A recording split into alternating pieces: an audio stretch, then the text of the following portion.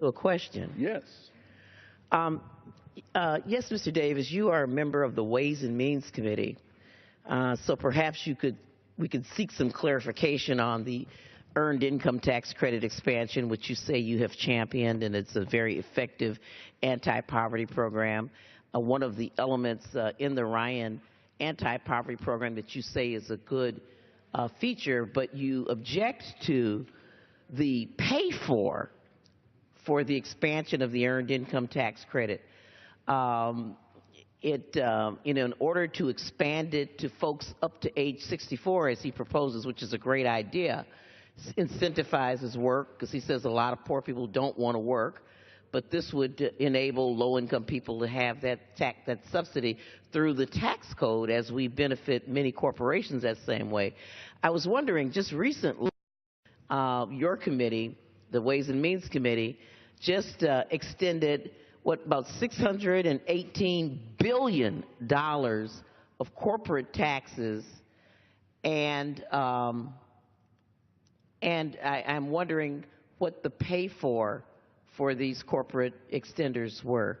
Well, you know, they didn't really deal with pay-fors. As a matter of fact, one of the reasons that some of us, many of us, objected to the piecemeal way in which the Republicans are looking at what we call tax reform. We have been trying to move towards comprehensive tax reform, where you look at all of the taxation that we're doing. And yes, there would be what is called some losers and some winners, but you wouldn't cherry pick and just give corporate giveaways and not do things like make sure that you got the new market tax credits in, which are designed to help redevelop, restore, and reconstitute communities that are hurting, that are seriously underfunded, don't have things. Many communities in my district, which were actually burned out by the riots after the death of Dr. Martin Luther King, they're still burned out. Right. Well, Mr. Davis, that was very confusing to me, and I will take my seat, but I just wanted clarification on that. So the earned income tax credit, which is a benefit that is provided to ordinary Americans through the tax code, we're required to eviscerate programs like Wheels on Meals for elders, through the Social Services Block Grant, to get rid of maybe some of the low-income heating programs that heat homes in places like Chicago that are cold, in order to pay for an expansion of the earned income tax credit. But the $618 billion in tax cuts, which were designed to be just temporary, and you guys made permanent the other day, the only way I guess you pay for it by not giving unemployment compensation to people. Absolutely. Let's say the majority on the committee made it permanent because we voted, that is, those of us who are Democrats, we all voted against it. And that's why I think it's so important that we're here this evening. I just simply want to, again, commend Mr. Pocan for taking the leadership to bring us together and give us the opportunity to discuss these issues. And I just say, right on, my brother. I'm glad to be here with you. I wanted to, before you leave, I wanted to know if you would yield to a question, yes, Ms. Lee. Yes. You mentioned in your remarks that on the Budget Committee, on the budget that this House passed, there were $300 billion in cuts? $300 billion. $300 billion in cuts. By consolidating the 11 programs that he wants to block grant to the states. Okay, so, but what he says in his out is that this is budget neutral, which means that it won't cost taxpayers anymore, that he's budget neutral, that it won't cost taxpayers anymore, but it also will not cut programs. So it is a really clever sort of budgeting trick on one hand, don't you think, to say you're not going to cut it from where you've already cut it? Yeah, it's more than clever. It's very. I think it's wrong to mislead the public as it relates to the numbers. It's cooking the books. It's robbing Peter to pay Paul. And it may be budget neutral, but definitely the cuts will take place in order to get to a budget neutral plan. And that's the problem I have with this. By consolidating all of these programs and by block granting these programs, who's going to see the cuts and feel the cuts of the block granting? It's going to be the most vulnerable. So thank you very much for raising that. But it's true, we see this on the Budget Committee each and every day. Yeah, Representative Lee, if you just yield to one more question, since we're talking about the bad math that we all too often see from the other side of the aisle, didn't we also during the budget see some incredibly bad math when it came to the budget repealing the benefits of the Affordable Care Act, but somehow trying to keep the revenue and savings? Wasn't that bad math something like $2 trillion worth of bad math? And now we're supposed to accept this $300 million allegedly no cuts to the program? What were those numbers? It was very interesting. They wanted to take those savings, which of course they've opposed the Affordable Care Act and tried to repeal it, 50-some times now, but yet captured the savings which the Affordable Care is very clear on having made, and capturing them to base their budget on those captured savings. And I think that, again, it's fuzzy math, and it's a way to deceive the public, and it's a way to promote their policies of making sure that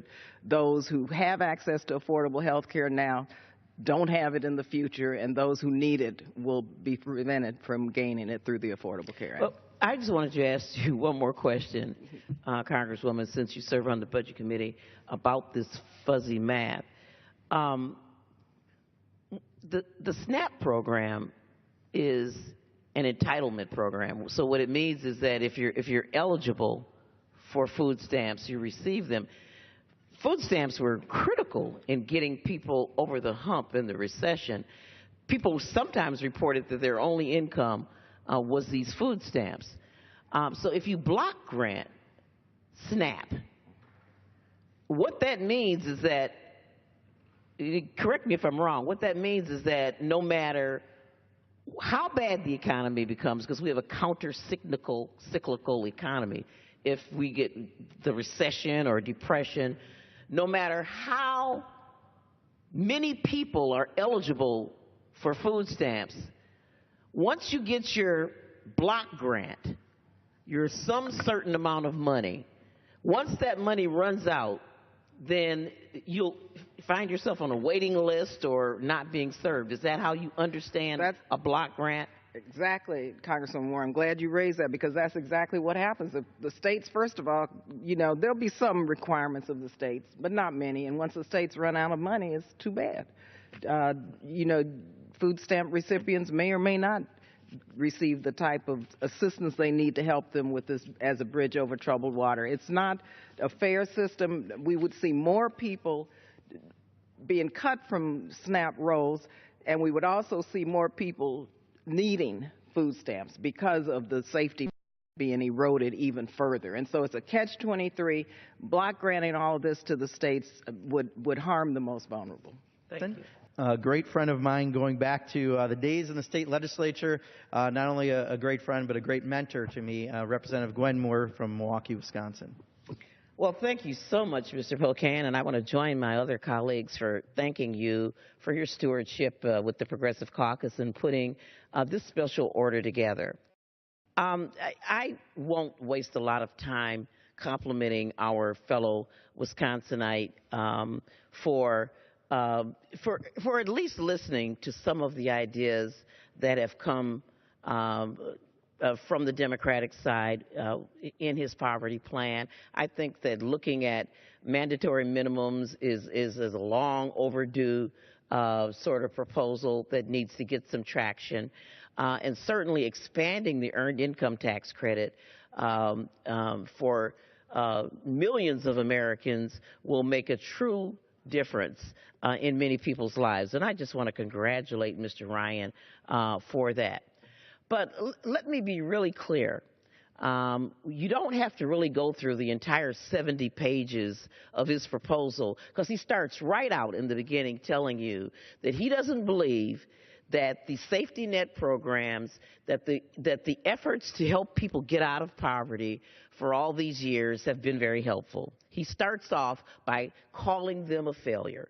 We all know that that many of the programs created under FDR and President Lyndon B. Johnson literally ended poverty among the elderly, for example. And we have seen poverty compared to what it would have been cut by at least by half because of Medicaid, because of Medicare, because of food stamps, because of other sorts of programs.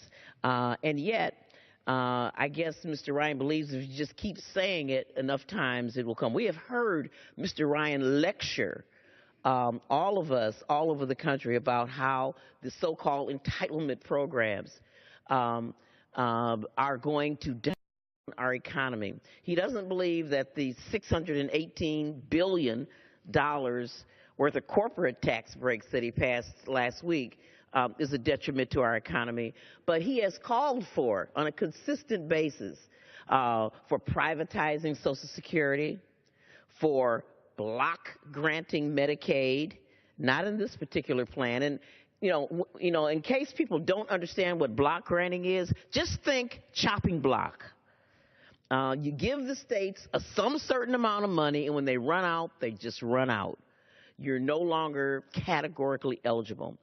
He's proposed voucherizing Medicare, giving seniors some certain amount of money. Do very well if all you need is a flu shot.